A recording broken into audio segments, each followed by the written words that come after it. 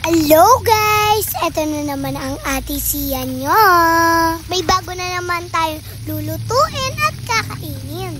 Hulaan nyo na guys to kung ano to. Nagluto nga po pala kami ng proben na gawa sa balunan. Una muna po, nihulog muna po natin sa itlog.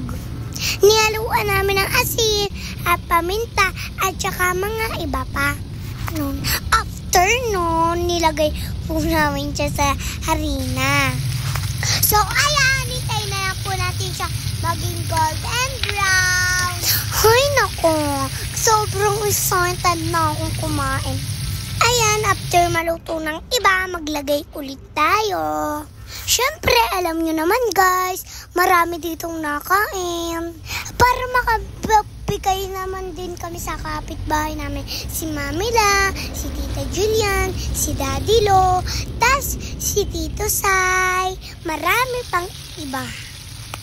So, eto na guys, luto na siya. So, taray na natin siya isaw-saw suka. Yummy. Gumawa nga po pala kami ng marami suka, guys. Ayun lang, guys. Thank you for watching. Bye-bye.